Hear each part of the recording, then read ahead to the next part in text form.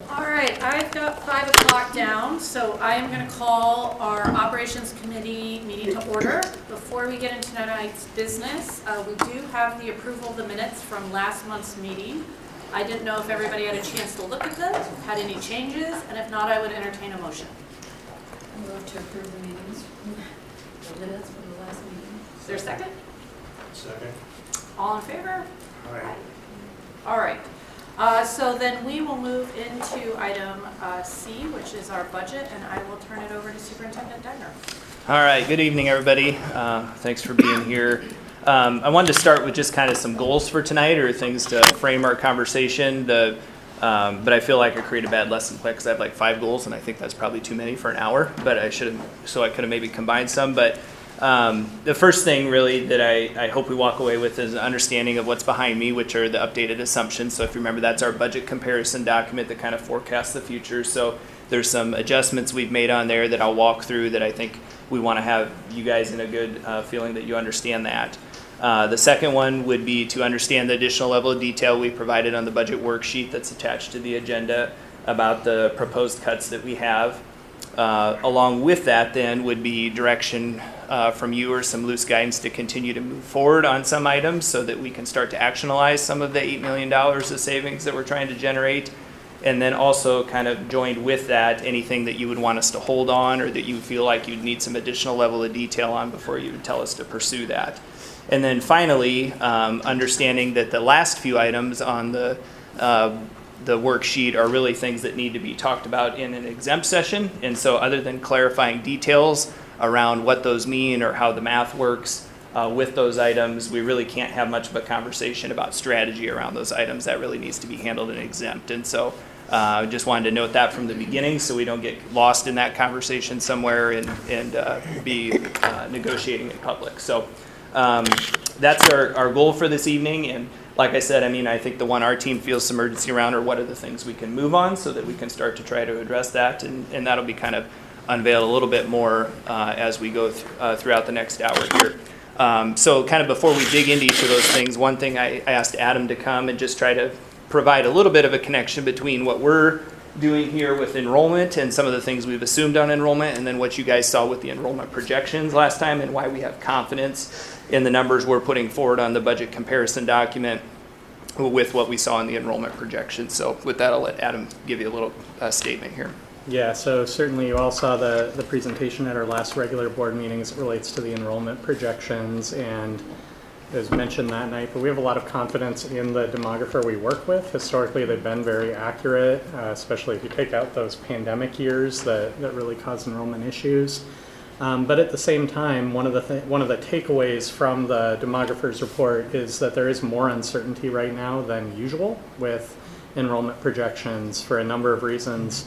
One of those is reflected in a question that we had at the regular board meeting about the difference between headcount and certified enrollment. And that's really driven by, during the pandemic, we saw an explosion in homeschool assistance program enrollment, also dual enrollments, and other factors that kind of depress certified enrollment relative to headcount.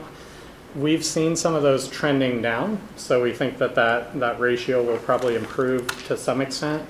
But also we have some uncertainty as it relates to the impacts, for example, of the voucher law and whether we're going to see an impact there. Potentially also kind of a secondary impact would be more students who are enrolled in private schools taking advantage of dual enrollment options, which again could kind of create some divergence between certified and headcount. So all of that said, we have a lot of confidence in the trajectory of the projections, which shows some growth over the next couple of years, followed by leveling out. But at the same time, historically, the district has taken a pretty conservative approach in terms of looking at projections and then actually budgeting for enrollment growth. I know that Superintendent Degner can go into more detail about that, but that's really the approach that we've taken with that trajectory in mind, but also with some of that uncertainty in mind as it relates to what that's going to look like as it relates to certified enrollment. So if you look on our sheet, and this, remember, is our budget planning document again, and so what we started with across the top are those SSA numbers, and you see that we put in 3% here for what we'll be planning for this next budget cycle. And then remember, we had talked about enrollment across the top here. And so the number we got here this October 1st was that add of the 44.92.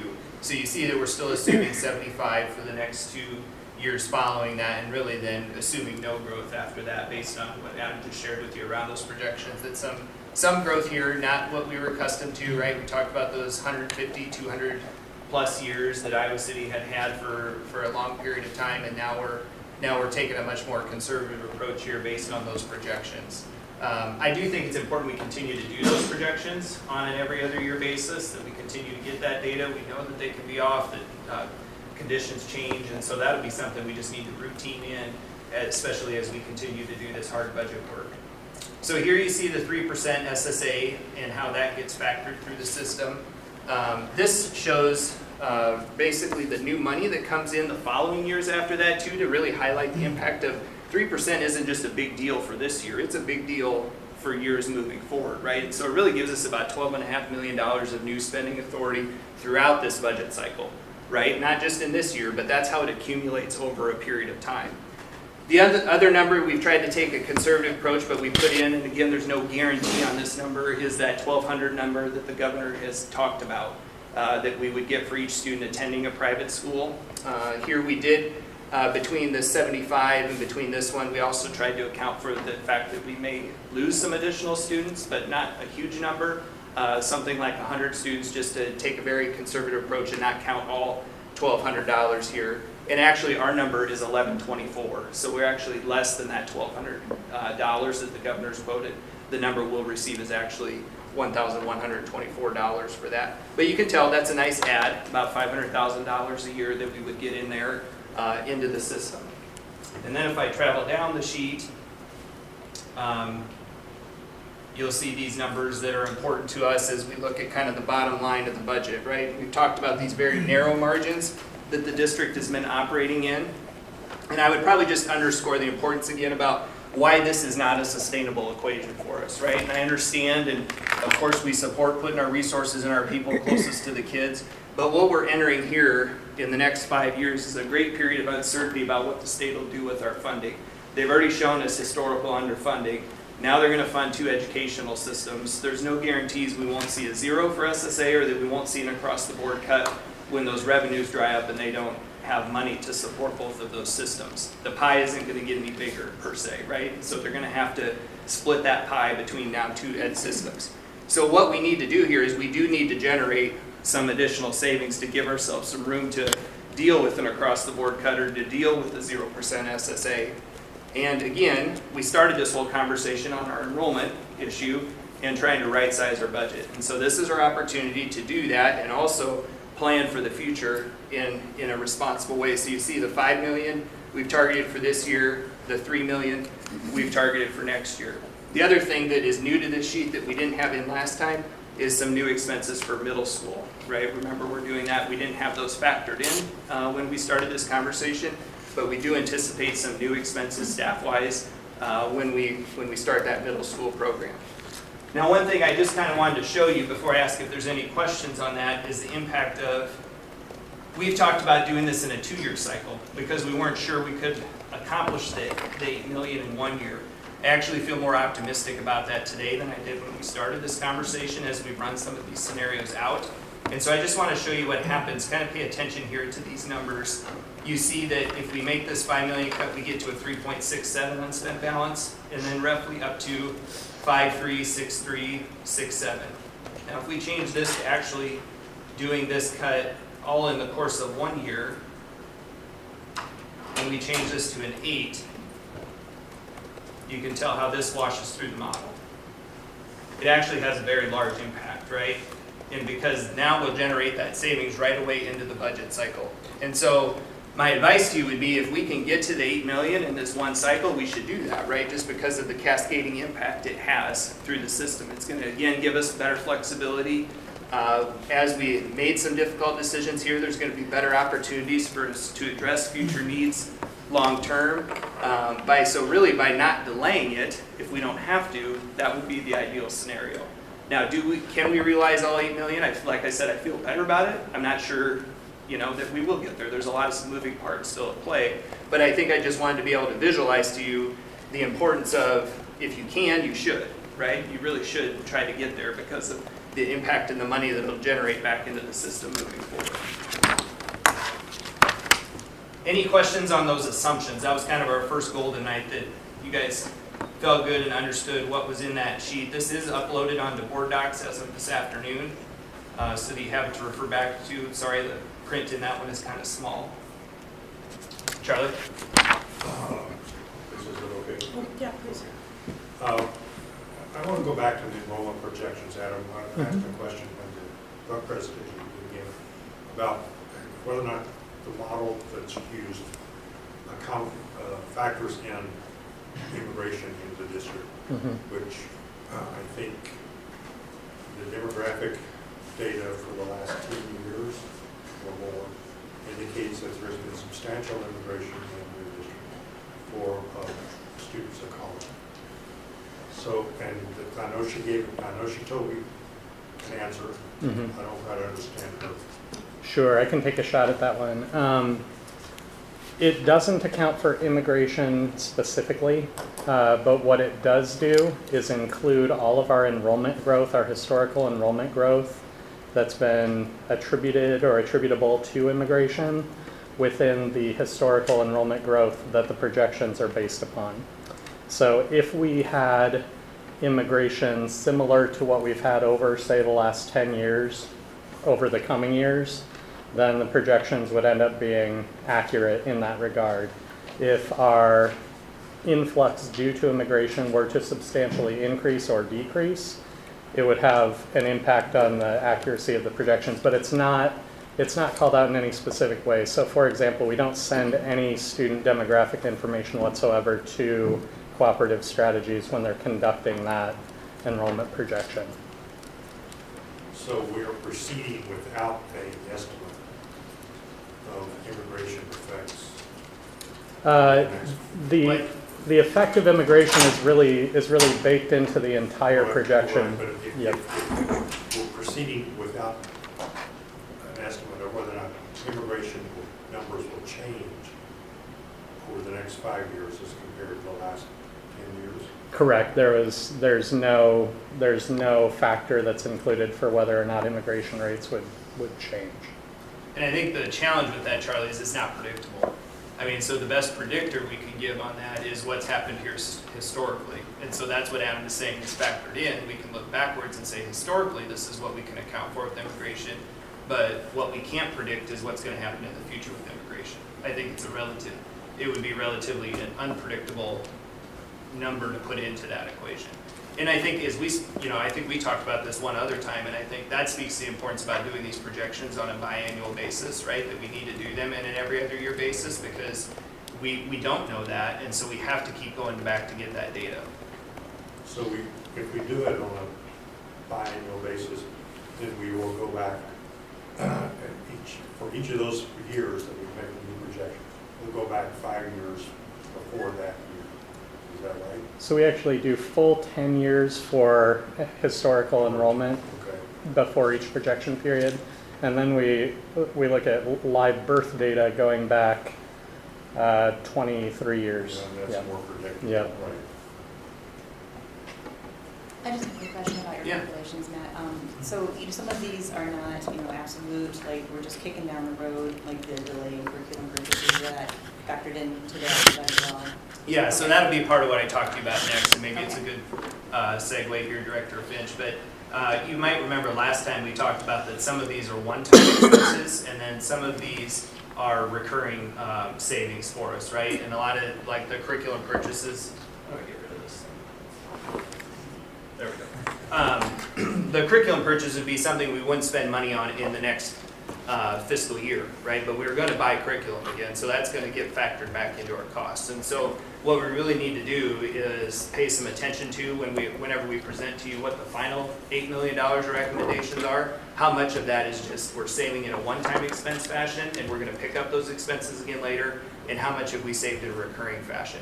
And some of that is, the people the amount of people we have into our system, right? That's where, when we go back to that statistic, around 86 cents of every dollar spent on a person, if we don't lower our cost in that 86 cents, we know we're going to pick up those expenses again moving forward, right? There's not a lot in that other 14 to 15 cents that is going to generate the savings needed to prepare the budget that way. So it's really back to that equation about how many dollars are we decreasing our expenses on around the staff that we pay. And then the thought on that is we'll see some natural attrition from our staff and teachers, and maybe we don't necessarily backfill all of those positions to continue to keep Yep. costs down. And I think that'll kind of be highlighted when we get to the certified staff reduction tonight, and how one of those items has kind of changed from the first presentation to this to where we believe our assumptions are at now. So I'll kind of just start walking through this, and then I think we'll connect a couple of those dots in here. The first one is really background and budget assumptions. So this tells the story about why we started this conversation with you and the need, and around the enrollment component, where we looked at the 287 student loss during COVID. We gained 111 back last year, 45 this year, and so we're still really smaller as a district than we were during that 1920 school year. So I won't spend a lot of time detailing those out. We did adjust the 3% number, right, in the dialogue here, just like we did on the document, or on the spreadsheet. Section 2 has some new data in it, so you'll notice we updated that with our early retirement projections, which goes into kind of what Director Williams and Director Finch were making for points there about, people moving out of the system, whether it's natural attrition or whether it's been an incentive by the district with early retirement. And so you can tell we've improved on that number dramatically since the first time we walked through this document. We updated the dollar amount that would be generated for savings there at $859,500. The reason we're not going to ask you to count this in your math as one of the reductions is because it's basically a double dip. These savings are highlighted in another part of the document, and so while you could look at this in isolation, it wouldn't actually be a fair picture, because we're counting that savings somewhere else through one of the other reduction measures in there. But this, remember, the importance of showing you this strategy was we had so many positions funded by ESSER and categoricals that we needed to move into our system that we had to have some space created. And that's what this strategy allowed us to do. So really the story is here it was successful, right? We were able to do what we tried to accomplish when we pushed forward the early retirement incentive. We were able to move those positions into the general fund, so that now we really are looking for that $8 million cut after that. Otherwise, we'd have been talking about more than $8 million, right? Because we'd have those positions on top of it. So then when we go down to the actual reduction considerations, what we told you we would bring back tonight is an additional level of detail. And it's by no means all complete or exhaustive, but there is more information provided in most of these, unless they're self-explanatory. And that's kind of the case for the first two. So delay curriculum purchases. We did highlight that it's elementary math, that it's career and education curricular materials, that we would delay those purchases. So again, that's one of those savings that, yes, we're not going to spend the dollars next year, but we will have to come back and do that at some point. So we gather $1.5 million of savings there. The Medicaid sped absorption of nurse salaries, again, no real new level of detail there other than we're going to do it, and that'll save us $500,000.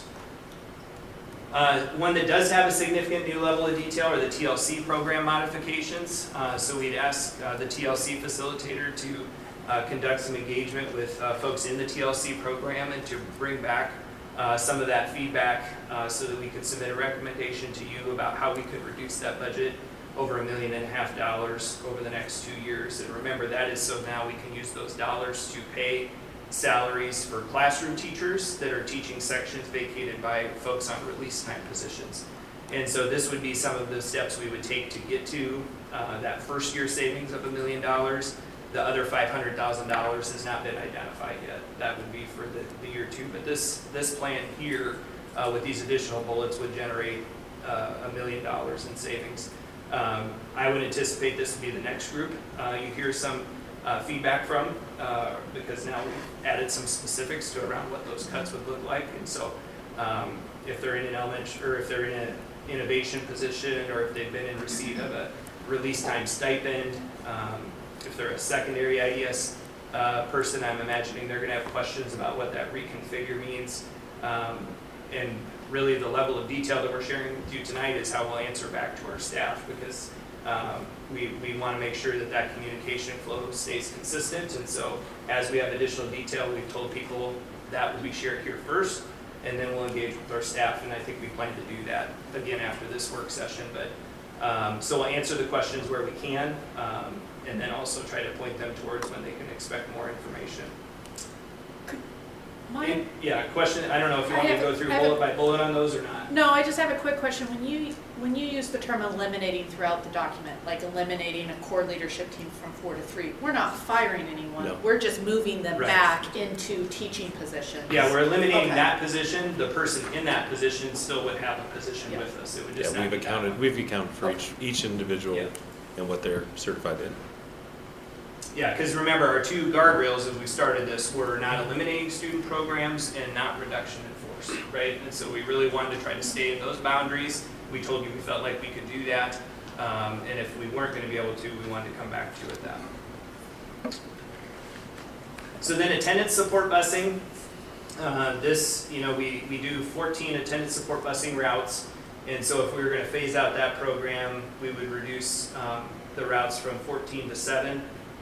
We'd have a potential budget savings there of $350,000. Of course, if you wanted to do that over a 2-year time period, you could realize the whole $700,000. But really, after looking at that report on attendance support busing, what we targeted there was reducing half of the routes and saving $350,000 in that category. That one will be difficult, right? I think if we're being open about that those attendance support routes support our students in poverty getting to school. I think a reasonable ask of us would be to track attendance data around that, or see what we have for attendance data. Have we eliminated any routes in the past, and have those students' attendance rates fallen off? If you make or if we get guidance from you to go ahead with this, then to track that attendance data over the next year to see what happens to attendance without those routes. I think those would be questions I'd be asking myself with this particular item. And then district administrator reduction. This was one I knew just from being around budget cuts before would come up right away about reducing our team out here. And so we've been open about that since the beginning. And so there we have targeted eliminating 3 positions from the director level team of administrators, and that will generate $450,000 of savings. I don't have those positions identified on here yet. I do plan to have conversations with some folks starting next week about their reassignment with this. And so I don't have those listed out yet because those people haven't been told they would be affected. Certified staff reduction. So the major note on this one that I would point out to you is we kind of had a caveat in there in the first iteration of this document that we couldn't accomplish this at that time without RIFs or without a reduction in force. And so we didn't feel good about that. Now the language has shifted to that we feel like we could accomplish this over the course of 2 years. But it wouldn't be something we'd likely realize in the first year. Elementary seems to be right now where we didn't get a lot of movement out of the early retirement incentive. And so right there, we know that we probably wouldn't be able to realize the full savings that we're listing on this sheet, but we do feel like we could get there over the portion of 2 years. And then the online program reorganization, I want to thank our online staff for coming here this evening, and they've been engaged with us. And we've heard a lot of stories from students, parents, and from staff about the importance of this program. Amy did a nice job of pointing out today, there's a lot of people in this room and not in this room here that put a ton of tremendous time and energy into standing up this programming and making it something that kept our students and staff safe during COVID, and has now become somewhat of a lifeline, right? And I think we'll probably even hear that from some commenters tonight for folks that are struggling with mental health and anxiety and a different way of learning. And so it's not a value judgment on that or on them, but the way we're operating it now, it is a very costly program in comparison to some of our other ones. And so we had initially targeted it for some kind of a reconfiguration to save the $750,000. And so to do that, you see some suggestions there for how we could realize those savings. That in the elementary program, we would keep it synchronous, but teachers would be expected to teach one grade level in the morning and then another grade level in the afternoon. So first grade, for example, in the morning, and second grade in the afternoon. Right now, they would be straight first grade. And then the secondary program, what's suggested here is an asynchronous model, and that Between those two staffing adjustments, we could realize a savings of 7.5 FTE. There is a K-12 staffing adjustment that's mentioned there, and that has to do with some elementary specials that depending on how we deliver the elementary schedule, then that would also affect some of those specials classes. The thing I'd maybe just say to get out in front of this conversation a little bit would be that I think we have more work to do here, that there may be an opportunity for us to still do some synchronous instruction at the secondary level, but this would take some further refinement of our budget on this one to know for certain if we could do that. Or if maybe that's going to be an opinion you'd share back with us, is that's what you expect, then we would take another crack at that. But based on what we see right now, for us to say confidently that we could generate $750,000 in savings, that is the way we project the elementary program to be delivered and the way we project the secondary program to be delivered. Part of the challenge, I think most of you understand with the secondary program, it is the depth and breadth of the curriculum, right? All the different classes and aligning teaching staff to deliver that is just fundamentally more challenging at the secondary level. Establish an enrollment floor for secondary classes. You can tell this number has kind of shrunk over time, at least for the time being, because that will take some time. Lisa was making that point earlier about staff moving out of the system with attrition over the course of a few years. An enrollment floor would be a more solid idea to have in place during those time periods, because right now we have our existing staff. And we're going to fill those staff up with teaching schedules if we're not exploring things about reduced contracts or reduction in force.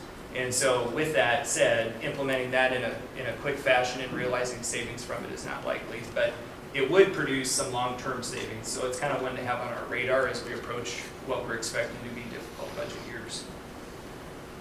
Central office professional support staff and school-based classified staff reduction. We have 3 support positions here at the ESC that we would anticipate not filling.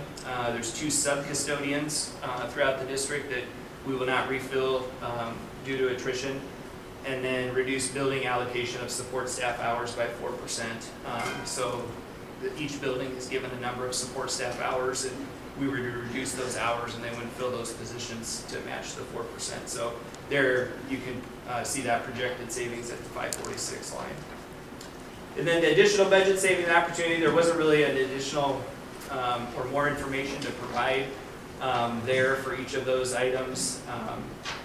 I think they're fairly self-explanatory. If you have questions on those, I'll be happy to take those in a moment. And then the last 3, like I said, we can't really have any substantive conversation on, but we did want you to see the information, kind of the math behind these about what they could generate for savings. These would need to be negotiated, and they're not just one-offs. And that's some of the information that the team put in there too about what it would take for a wage increase for people to not see less in their check around some of those, but if they're tied together, then that number starts to change.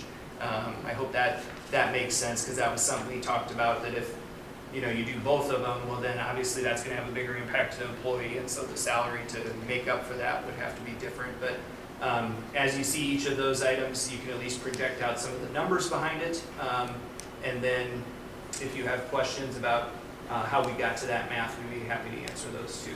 But I do think a takeaway from tonight is that we do need to do an exempt session here with you in the next couple weeks to really talk more about those 3 items and how you want to approach it, because what we do there obviously impacts some of these other numbers, or vice versa, or what you do with some of those other items or recommend back to us to get to the $8 million will impact our strategy there in negotiations. And so in general, my advice or recommendation would be to keep as many of these in play as possible, because the more we start to limit options, the less flexibility we have to achieve that $8 million. And then it becomes really hard for really drastic measures on one or more of these elements, where a little bit in a lot of those areas could go a long ways to achieving that $8 million. So I think I got through kind of my explanation of it. I know it was a lot, so let me know what you think we need to come back to, or what needs some additional clarification. Let's go to the online learning program. As you said, we've got a lot of in my view, very persuasive and important correspondence from parents and kids in the synchronous OLP program. And I would be happy to support any measures we can take to maintain those offerings for at least the current students. Thanks, Charlie.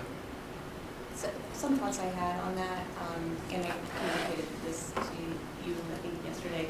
I just wonder if we can get a little creative about the way that we're delivering some of the synchronous learning in the secondary programs, such as, for instance, social studies and science is not necessarily sequential in secondary, and I don't know if it's, I just don't even know if it's possible, but is it possible to do an every other year basis for some of those classes? Could we currently offer one? Could we offer both world languages? Should we just be offering one world language? One concern I have about going completely asynchronous is what we're going to do with the discipline policy then, because I wouldn't be comfortable with the discipline policy as it stands if we go completely asynchronous.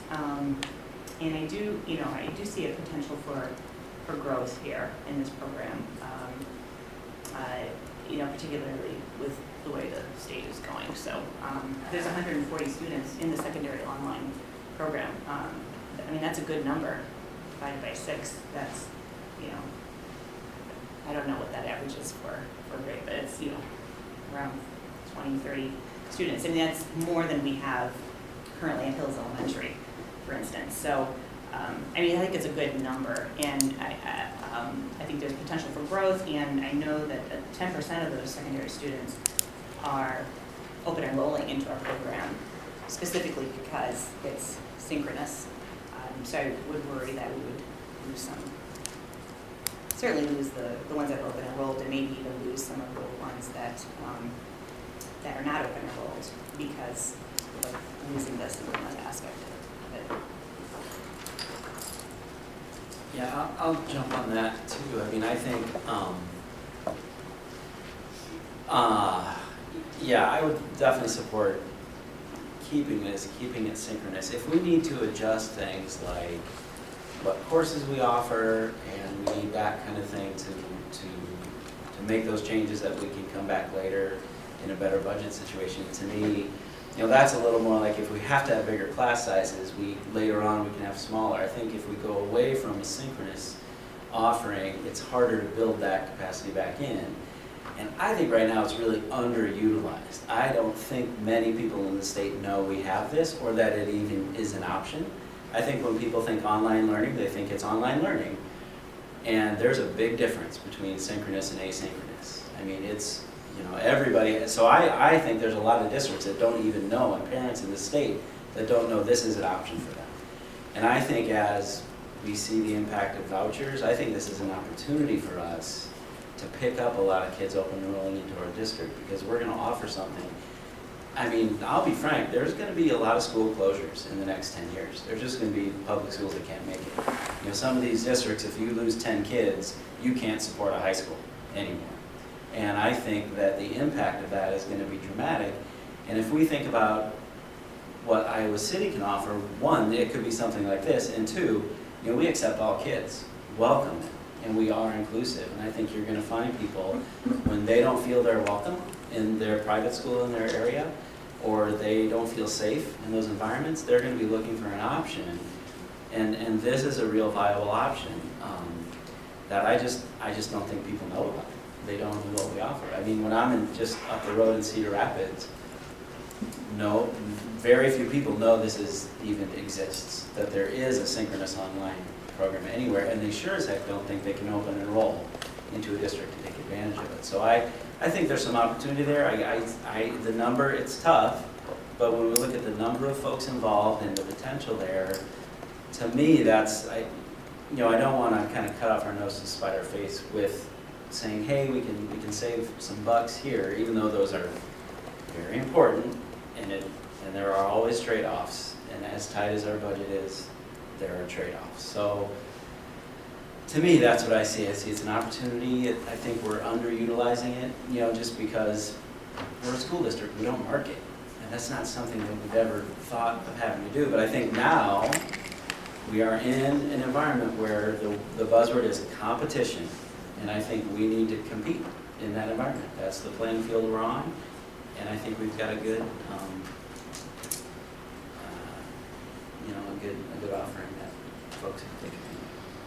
I would be really concerned about going to an asynchronous model for secondary too, just because I don't think the quality of what, especially if we're talking about Edge, I don't think the quality is something that we want to do. If, you know, we used Edge for like credit recovery at the very end. Oh my gosh, this kid needs government to graduate. But I just don't think it's a good initial or a good way to offer. And I don't know what the other, that Connect Iowa, I don't know what theirs is. Or, yeah, if there, I mean, if there are other, I don't know, I just don't think we would want to do just an asynchronous model for secondary. I just think that would be a more offering for this, obviously. I mean, if one of the problems is that the breadth and depth of our courses don't have the enrollment necessary, we got a lot of emails about OLP, and I don't think a single one of them said, we appreciate the breadth and depth of course offerings that you're giving us. The attraction that students have to OLP are other factors, and one of them is synchronous. And so I think it's what James said, like, are there operational efficiencies? Do we offer world history every other year, and it's a first-year sophomore class? I mean, can we bring our class sizes more aligned with our in-person programs so that they're efficient, but still offer the synchronous opportunity? I'd be interested in that. At the same time, and I think we have okay numbers at the secondary level, but some of our elementary school classes, I think we only have 6 kindergartners enrolled in OLP, and I'm curious as to how many of them are open enrolled, because I do not think we can spend money on educating a classroom of 6, 20% of which aren't our kids, aren't from this district, at the cost of, you know, not of putting 35 kids in a kindergarten room in a physical building. And to me, that's if we can make the rooms efficient with class sizes, then let's do it, because I think it's really important to the community. I think part of that is what you said, JP, is an ad campaign to let people know it's out there. And I am a fan of combining these grade levels. I think that will make, at the elementary level, I think that will increase the efficiencies that we're operating at. But I don't know, if we don't see increases in the elementary school numbers, if we're running class sizes of 6, I don't think we can provide a synchronous opportunity to students in the long term. We have to, I think those sizes have to increase. I agree. Well, so here, sorry, go ahead. I just was going to say, none of this is about whether we believe or empathize with the emails we received, which were really good emails. We all read them. But as Lisa just pointed out, when you have 6 kids in one class, or if it's less than 10, or if it's less than 15, and as a result, we have to have 35 in another. These are the terrible decisions we knew we were going to have to make, because we knew we were going to get underfunded yet again. And so all of these choices are difficult. So I would like to also know about efficiencies, because you know what, in the end, as cold as that word is, we have to think about efficiency. We don't have enough money not to. So maybe to kind of summarize this, because we do have 20 minutes left and there's a lot of other items on this sheet that I want to make sure that we spend some time on too, but what I'm hearing you say is you'd like to see some efficiencies or altered structure where we could look at trying to provide some kind of a synchronous option at the secondary, and then to maybe have some detail on what that elementary one could look like. The thing I will say that, again, I would have in my brain if I were you is, what is the concern I don't see coming, right? And the concern I don't see coming is when we bring you the elementary RAM after certified staff reductions, and you see those class sizes, or when you see our secondary class sizes after the 9 FT reduction, and then knowing that that's why we don't want to make one decision in isolation, right? Because if you make a decision here, and then you see that concern and that doesn't feel good, now you've taken away one of your tools to address that concern, right? And so I think that's a very good piece for us to come back with and show, and at the same time, we should try to come back with some class size data or projections about what we think elementary class sizes the best we can to talk about secondary class sizes in that way, because you want to be able to evaluate all of those pieces of information together. They may not talk about the depth and breadth of the programming in the emails, but the thing I'll point out is 95 students in the high school and 42 in the junior high. Those are the equivalent of, what we see in some small rural schools, right? Right now we're delivering an Iowa City program, right? And so that's where it starts to get hard for us to continue that type of a model. And so there are probably different ways we can look at it. I think what the assumption here is, assuming we're going to do it the way we've done it with the current course selection and current program of studies, that's why the recommendation is on synchronous. Now, if we're willing to adjust that, scale down the courses, or scale down which classes are synchronous, we can bring back some options on that for sure. And so I think that's kind of our assignment on that one, from what I'm hearing from you guys. Did I miss any parts of what we mentioned there? I would also just say, when we're talking about marketing, we're up against a behemoth of marketing that will undermine OLP. I mean, we've heard from the leaders of, the Republican leaders of our state about how terrible it was. And their messaging is out there, and it's been pretty effective. So I do think, as much as I'd like to think that marketing can win the day on something like that, I don't think we can have our hopes too high, because it is one of their primary messages. That's one of the main reasons vouchers passed, is because the terrible, horrible public schools made their kids learn online. So that's a reality that we're going to be confronting for the next several years. No, I agree. I mean, we have to do a marketing push, but we can't always say, well, maybe next year the marketing will, I think we really devote some time this year into marketing and see if it works. And if it works, that's great. Yeah, and if it doesn't work, we have to, I think, admit that these kids aren't going to magically appear anymore. That these are our class sizes, and we have to be operationally efficient with them. I agree with that. I think the jury's out, though. I think it's too early. And here's the thing about their marketing. For the families for whom this is a lifesaver, that stuff doesn't matter to them, because they know the experience their kid has in public school. And they know, for some kids, this is life or death. This is the decision because kids don't go to school, or they go to school. And it's that dramatic. And believe me, I don't care if you live in Western Iowa or in Solon, those families are struggling.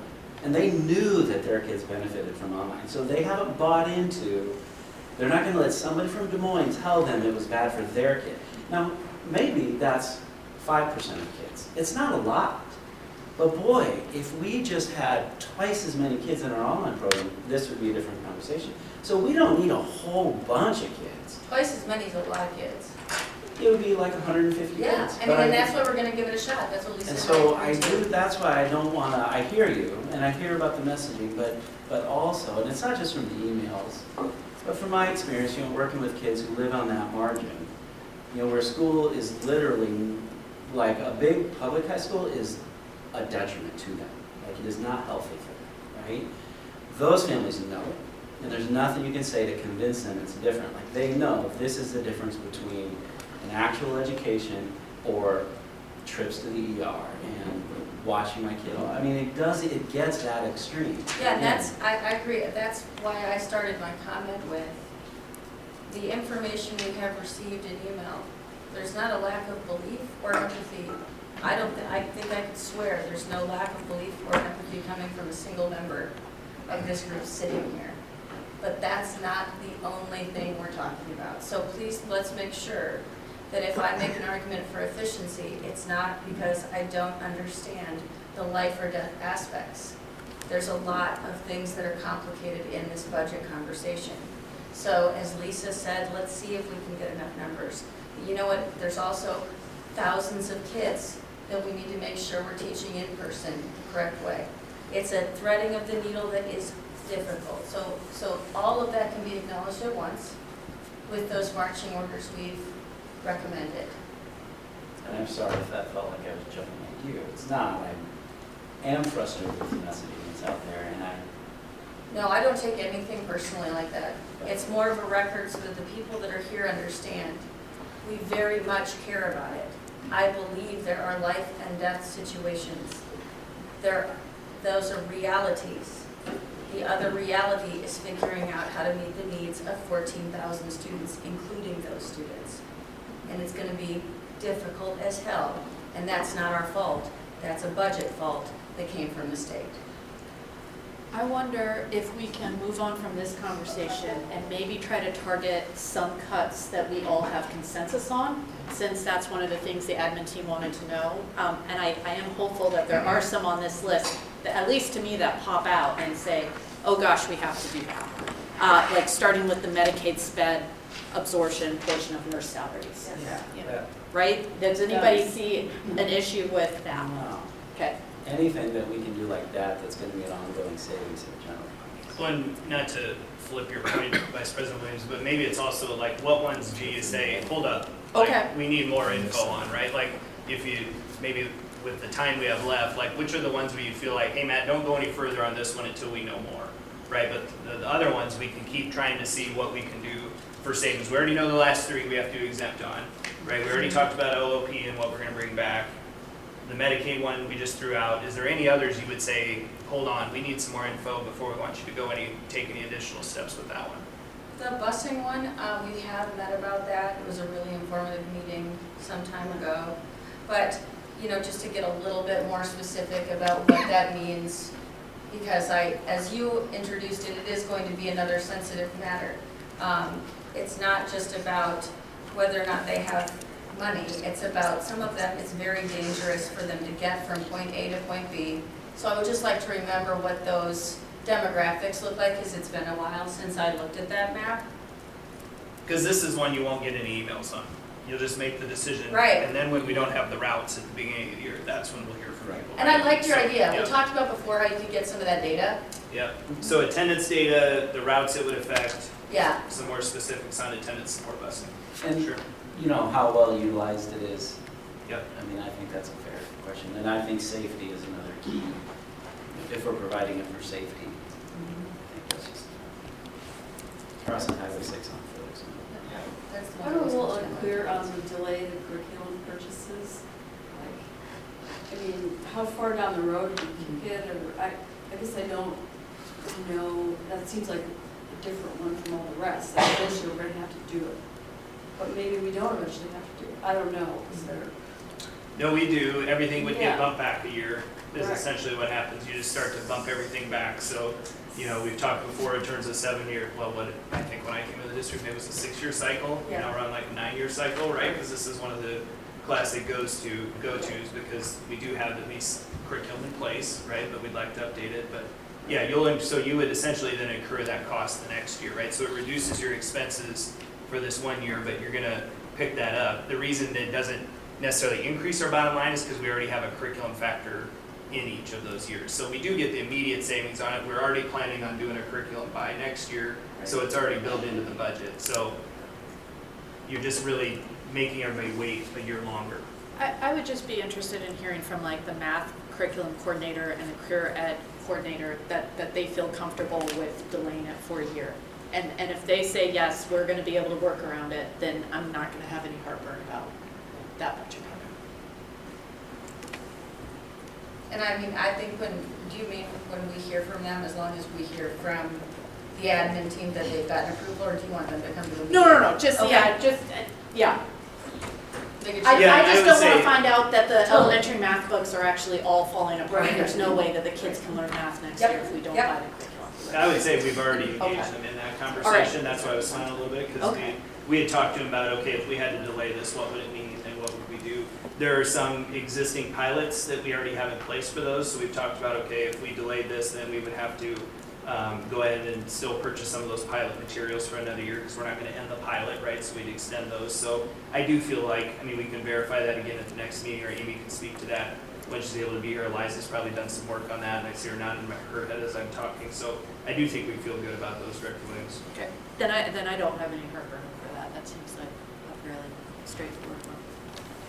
I do have heartburn, and I said this last time, about the 5% reduction in building and department budgets, just because they don't have big budgets already, and 5% is gonna be program cuts, it's gonna impact students, and we're only saving $75,000. So I'm just not a fan. I don't think we get bang for buck with that cut. I think it directly impacts students, or at least I'm worried it's gonna impact students. What I would share there, Director Williams, is that the buildings right now are allowed to carry over up to 10% of their previous year budget from the prior year. And almost every single building is already doing that, Okay. carrying over 10%. So this 5% is not going to change drastically their spending pattern.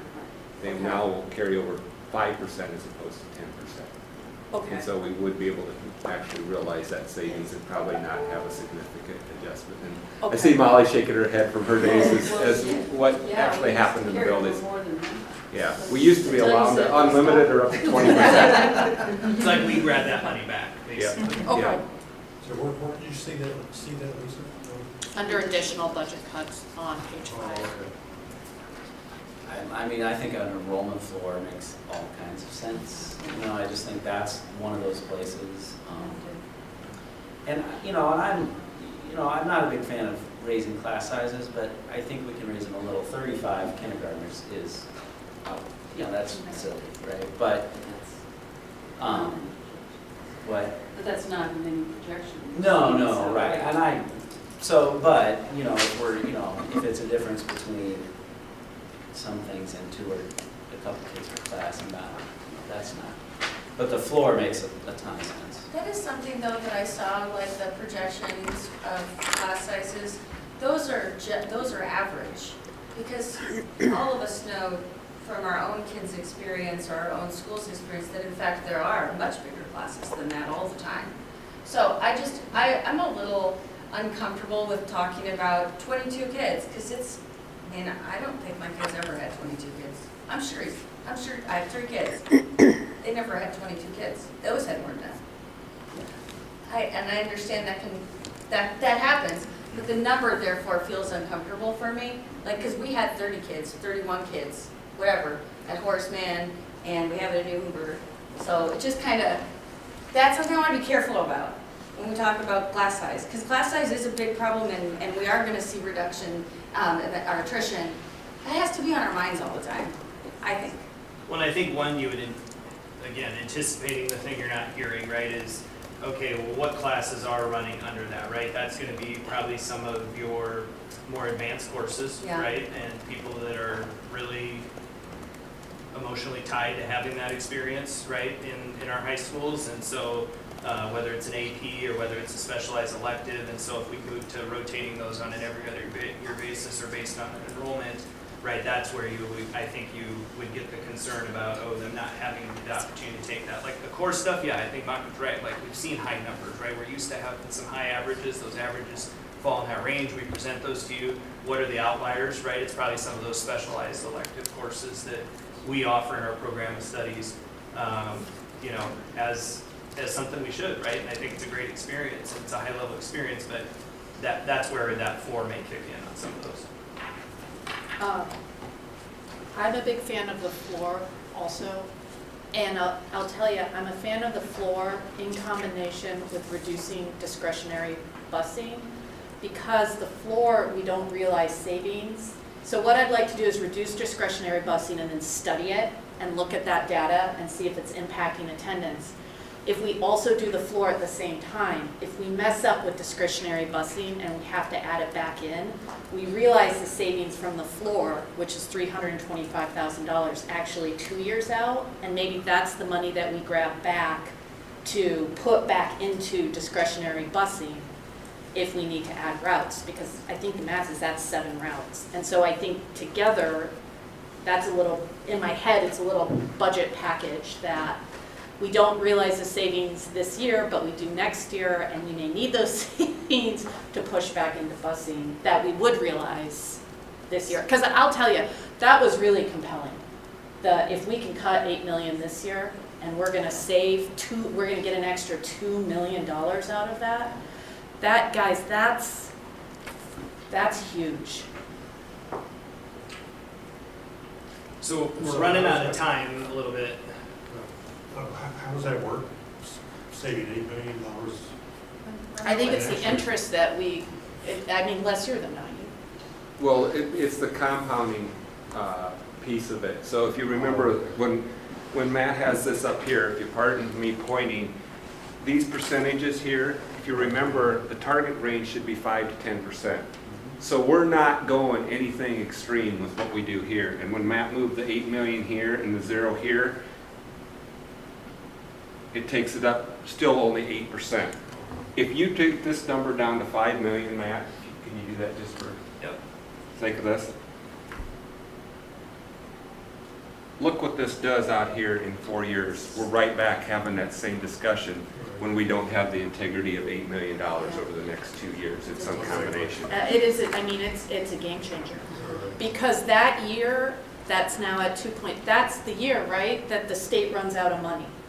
That's the year when we get 0. Exactly, Lisa. They take the $1,200 per voucher kit away from us, and That's exactly why we started with the 8, because otherwise we're going to hit that really difficult year in a really bad time, right? And so we cannot have that situation present itself. We cannot be sitting here at this table in 5 years saying we didn't cut 8 million here and we got the 3%, which is kind of a gift we need to take advantage of to prepare ourselves for what's going to happen when the state doesn't have that revenue, when they start underfunding us and our enrollment is not bailing us out of the budget. So the last thing I wanted to say, as far as, you know, we kind of spent a lot of time with the online program tonight, and kind of back to the conversation we were having in the corner here. Everything we do in the district, right, I always say we know is good for kids or we wouldn't be doing it, right? We would have stopped doing it already before a budget pressure came in there. So we created the online program. We have these great people serving our kids because we know it's good for them. And that's to the point about reading what we've had in the emails, the phone calls we've gotten, the conversations we've had around those things. We know those are good, and I think the compelling element coming out of those is that human connection piece, right? And so it's already different because it's online, but that human connection element is so important. So looking for a way we can still do that, I think is something that you gave us homework to go do. The other part of that with the mental health thing that we have to keep in mind as a whole district is when we start getting really large class sizes, all those kids in there have mental health needs too. We don't want to compromise our in-person teachers' ability to help those students as well. So it's a really difficult challenge. Not one of them isn't more important than the other, but I think our homework to go back with is the smart answer, right? That's the thing we need to look for is how do we have some element of that, knowing that maybe the way we do the program today isn't the way we can continue, but is there an element we can build in? So with that, kind of the other couple things in there, the one that you don't have time to respond to, but I think that you'll hear from some folks on is that TLC one. But I didn't hear any direction not to move forward with that. And so basically what we got for things to come back with were attendance support busing, the online program piece. We kind of answered the curriculum question when we were in here. The departmental budgets, we addressed that. And then we know we need to do an exempt session on the last 3. So otherwise, I think our marching orders are to continue to move forward with that. I do think we owe you a certified staff projection about what those elementary RAM class sizes will look like, so that's still part of this process to do and to forecast out. Anything I miss as far as what you'd like to see again next time? Just keep pushing to make sure that we're not causing delay that you can't have. In the online one will be something we probably create some urgency around, right? Because we are going to have to come back and talk to you about getting an okay on that, because whether it's us trying to grow it or whether it's just trying to make sure we can get kids enrolled in the classes they need, we need to keep moving on that one. So even if that's a standalone conversation from some of this other that I don't like because of how it connects to the other ones, we might have to do something on that just to get registration moving and preparing for the next year. all right, any last words? Motion? Is there a second? Charlie, that's you? Yes. All in favor? Aye. All right.